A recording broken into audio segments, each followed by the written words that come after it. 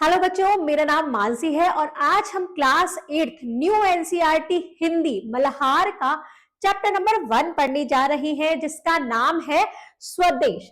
नाम सुनते ही मन में देशभक्ति जाग गई होगी।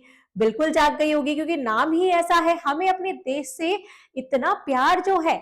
अब हम इस देश के लिए क्या क्या कर सकते हैं, क्या क्या चीजें हमें करनी चाहिए, क्या क्या चीजें हमें इस धरती ने, इस देश ने दी है, वो सब हम इस कविता के माध्यम से पढ़ेंगे। तो बिना देरी किए शुरू करते हैं आपका फर्स्ट चैप्टर, जिसमें एक प्यारी सी कविता है और इस कविता का पूरा सारांश हम पढ़ेंगे। और उसके बाद ये कविता जिसने लिखी है उनके बारे में भी हम पढ़ने वाले हैं। तो शुरू करते हैं कविता।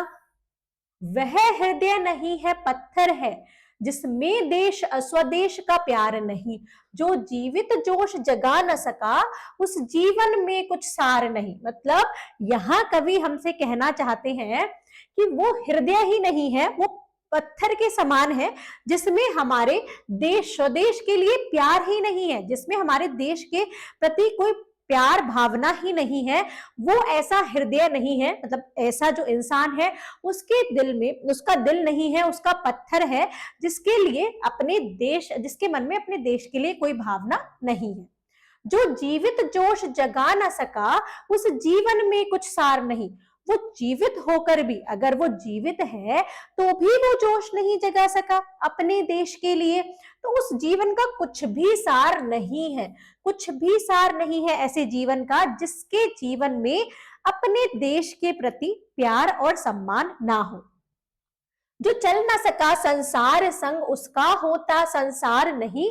जिसने साहस को छोड़ दिया, वह पहुंच सकेगा पार नहीं।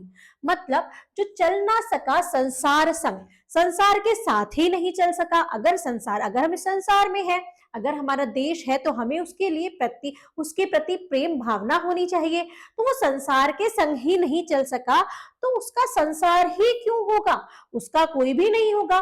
जो व्यक्ति सेल्फिश होता है, उससे कोई भी मतलब नहीं रखता, ऐसे ही उस व्यक्ति का भी कोई नहीं होगा। जिसने साहस को छोड़ दिया, वह पहुंच सकेगा पार नहीं।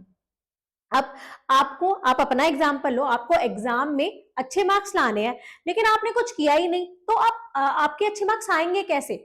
तो जिसने साहस ही छोड़ दिया, आप बैठ जाओ, मुझसे तो नहीं होगा, मेरे तो समझ में ही नहीं आ रहा, जिसने अपना साहस ही छोड़ दिया। ऐसे ही देशभक्ति के लिए होता है कि जो अपना साहस ही छोड़ दे, जो बिना लड़े हार मान ले, तो वो पार ही नहीं पहुंच सकेगा। अगर आप बिल्कुल कुछ ना पढ़ो और एग्जाम देने जाओ, तो कैसे आप एग्जाम में पास होगे? तो उसके लिए आपको कठिन परिश्रम करना पड़ेगा, और वो भी पूरे साहस के साथ।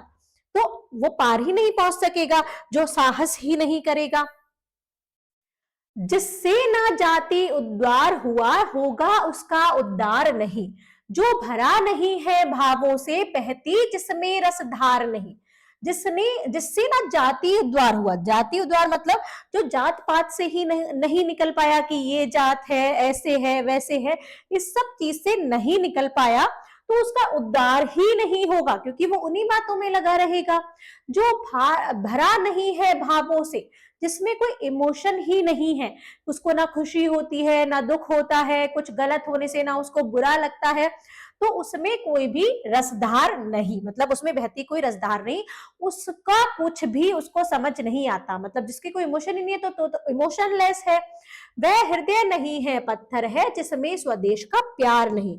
अब वो हृदय ही नहीं है जिसमें अपने देश के लिए, मतलब अगर कुछ गलत हो रहा है तो आवाज उठाने की हिम्मत है, तो ऐसा व्यक्ति अगर नहीं है, तो उसका हृदय नहीं है, उसका है पत्थर, जिसमें हमारे देश के लिए प्यार ही नहीं है। तो ये बहुत प्यारा सा चित्र, अपने बच्चे क्या कर रहे हैं, तिरंगा लगा रहे हैं, लहरा रहे हैं, तो अपने देश के प्रति प्यार और सम्मान के साथ आगे बढ़ रहे हैं।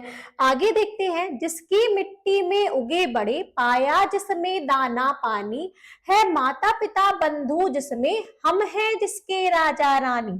अब अब हम इस देश में ही तो हमारा जन्म हुआ है, हम इसी में उगे हैं और इसी में बढ़ रहे हैं, इसी में धीरे धीरे हम बढ़ते जा रहे हैं। पहले आप छोटे थे, आप पैदा हुए, फिर धीरे धीरे चलना सीखा, स्कूल गए, आगे आप जैसे चलते आ रहे हो 8th क्लास में आ गए, तो इसी मिट्टी में उगे हो, इसी मिट्टी में बढ़ रहे हो, और यही इसी मिट्टी से हमें क्या मिल रहा है?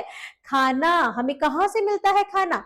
इस हमारी ये भूमि से मिलता है, जहां से हमें खाना पानी मिलता है माता पिता बंधु, जिसमें अब हमारे भाई बहन माता पिता इसी देश में है, तो वो भी इसी में है। हम हैं जिसके राजा रानी और हम ही इसके राजा रानी है। मतलब अब अगर हमारा यहाँ जन्म हुआ है तो हम भी तो यहाँ के राजा रानी हैं, हम भी तो अपने हक के लिए बोल सकते हैं। अगर हमें इतना अधिकार है अपने हक के लिए बोलने का, तो हम यहाँ के राजा रानी हैं। जिनसे की खजाने खोले हैं, नवरत्न दिए हैं लासानी, जिस पर ज्ञानी भी मरते हैं, जिस पर है दुनिया दीवानी। जिसने की खजाने खोले हैं। ये जो हमारा देश है ये बहुत खजानों से भरा हुआ है। खजाना मतलब यहाँ की धरती से ही, रॉक्स से ही बहुत सारी चीजें मिलती है, मिट्टी से हमें खाना मिलता है, बहुत सारे तरीके के खजाने हैं। नवरत्न दिए हैं लासानी, बहुत ज्यादा नवरत्न हमें इसी देश से मिले हैं। जिस पर ज्ञानी भी मरते हैं, अब जो बहुत ज्ञानी है, जिनको बहुत ज्ञान है, वो भी इसी स्वदेश देश के लिए मरते हैं। जिस पर है दुनिया दीवानी, और पूरी दुनिया ही हमारे देश के लिए क्या है बच्चों? पूरी दुनिया ही इस देश की दीवानी है। उस पर है नहीं पसीजा जो, क्या है वह भूखा भार नहीं। निश्चित है निसंचय, निश्चित है जान एक दिन जाने को। मतलब अब वो इस दुनिया पर भी नहीं पसीजा, जिसने हमें सब कुछ दे दिया, नवरत्न दिए, खाना पानी दिया, सब चीज दिया हमारे देश ने, वो इस पर भी नहीं पसीजा, तो क्या वो धरती पर बोझ जैसा नहीं है? क्या वो भार नहीं है? अगर उसे कुछ मतलब ही समझ नहीं आता तो वो एक कैसा है? भार जैसा है। निश्चित है निसंचय, निश्चित मतलब वो निश्चय है कि हमारी जान तो एक दिन जाएगी ही, ऐसा तो नहीं है कि कोई अमर है, कोई जिंदा ही रहेगा, जान तो एक दिन जाएगी।